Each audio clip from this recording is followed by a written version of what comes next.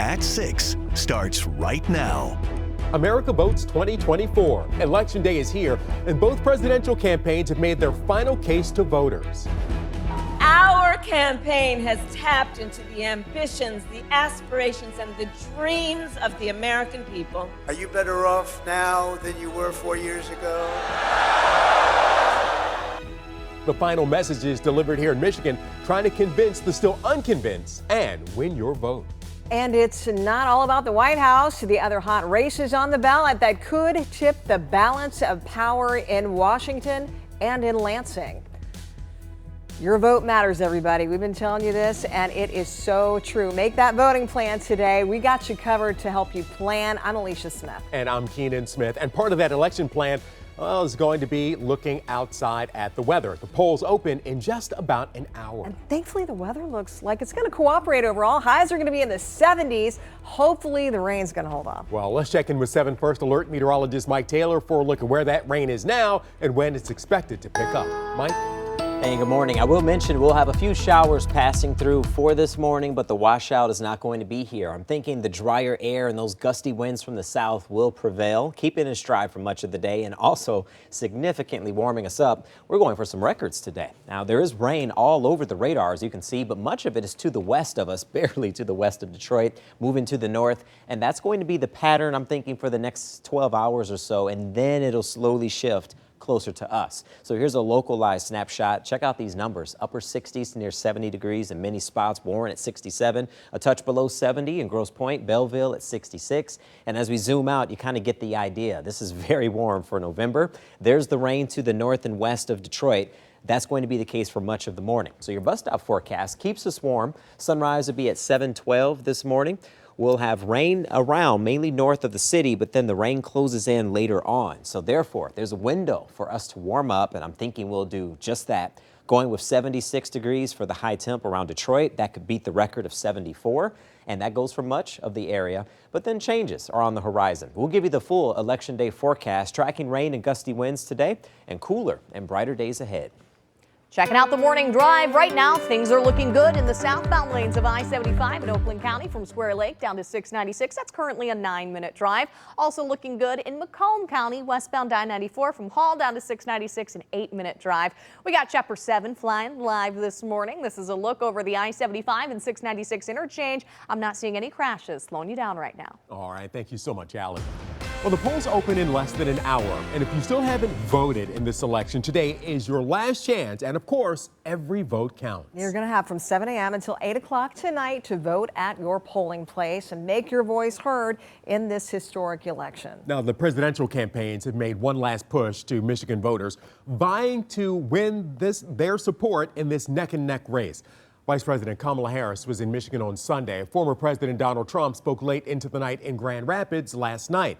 Both of their running mates also spent their last day on the campaign trail here in our battleground state. 7 News Detroit reporter Brittany Chulis is live in front of Huntington Place this morning with more on the candidates' final messages to Michigan voters. Brittany? Hey, good morning, Alicia and Keenan. Former President Donald Trump's rally in Grand Rapids actually spanned into the early hours of today, and both camps had representation across Michigan in the final hours of this election. Also on Trump's running ticket, J.D. Vance made an appearance in Flint, Michigan on Monday, and on the Democratic side of the ticket, Vice Presidential candidate Tim Walz, joined by Governor Whitmer, made their final push right here in downtown Detroit. A final presidential campaign push for Democrats. Hello, Detroit!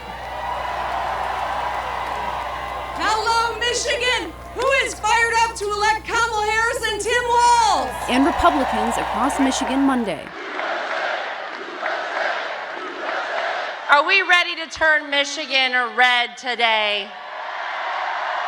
Vice presidential candidate Tim Walz, flanked by Governor Whitmer, Senate candidate Alyssa Slotkin, and Bon Jovi took the stage at Hart Plaza Monday. The vice presidential candidate, speaking a little later than expected, tapping into his coaching roots to fire up the crowd. We are in the fourth quarter, 2 minutes left, the game is tied.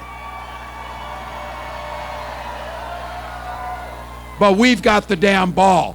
In his brief address, Governor Walz wanted to emphasize one topic, reproductive rights, directing the comments to the men in the room adding more than 20 states now have abortion bans after the overturning of Roe v. Wade. Donald Trump appointed those Supreme Court justices who repealed Roe versus Wade. And he brags about it. Now we're seeing women turned away from emergency rooms, miscarrying in parking lots, whether they like it or not. Survivors of rape being forced to carry those pregnancies to term, whether they like it or not. Fertility clinics turning couples away at the door, whether they like it or not. Over in Grand Rapids, also taking the stage later than promised, former President Donald Trump. He talked about appearing on the Joe Rogan Experience podcast and the host's endorsement. The former president talking border security. But we don't want drugs coming across our border. Trump also adding what a vote for him could do for the country. So in conclusion, with your vote, we are going to fire Kamala and we're going to save America.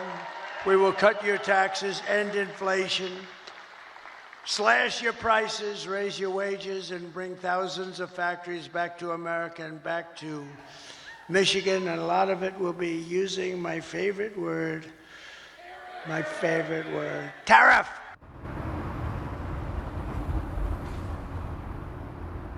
And now that the campaigning is over, both parties will just sit back and watch to see who America chooses. Both Vice President Harris and her running mate, Tim Walz, will be at a watch party in Washington, D.C. And on the other side of the ticket, Trump will be in Palm Beach, Florida. We're now live in Huntington Place. I'm Brittany Toulis for 7 News Detroit this morning. Hey, and many voters may be holding watch parties of their own, and they can watch the results right here on 7 News Detroit. Brittany, thank you for that live report. Detroiters, of course, are making their voices heard with early voting and absentee ballots already. Dozens of people showed up at the city's election office just yesterday to register, drop off ballots, even request last-minute absentee ballots. It's an important election. So much is on the line, and we do what we need to do. I feel that everybody should vote, even if you don't think that your vote is going to make a difference. So much went into getting the vote. Why waste it? If you don't vote, you don't have a reason to say anything. Secretary of State Jocelyn Benson says the final official results are anticipated by midday tomorrow, as this year's pre-processing of ballots should expedite the tabulation process. Well, the election will not only decide who will occupy the White House for the next 4 years, but also could tip the balance of power in both Washington and in Lansing.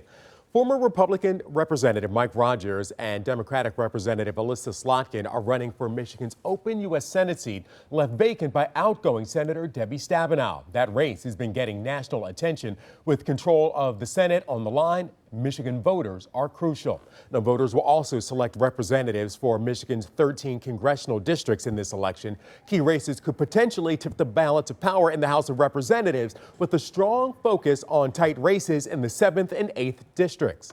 And there's also a number of competitive districts and races for the Michigan State House. There are 110 seats in the State House. Democrats hold 56, Republicans hold 54. If Republicans flip 2 seats from blue to red, they'll gain control of that chamber. Well, yesterday we took you to Seaholm High School in Birmingham for their mock election. And remember, for the past 50 years, these mock elections have accurately predicted the winner of the actual presidential election here in the U.S. The results for Friday's mock election are now in. 689 students voted, and according to them, Vice President Kamala Harris won their mock presidential race. In the next couple of days, we're going to find out if Seaholm High will extend its streak of predicting the winner. Well, remember to stay with 7 News Detroit for real-time election coverage and results from all across Southeast Michigan, both on air and on our streaming app. You'll find results online as well. You'll also, on our streaming app, find our partners at Scripps News with reporters deployed to key battleground states covering what's happening nationally in the race for the White House and control of Congress. And we'll also be starting 7 News Detroit this morning, tomorrow, a half an hour early, starting at 4 a.m. to bring you election results as they come in.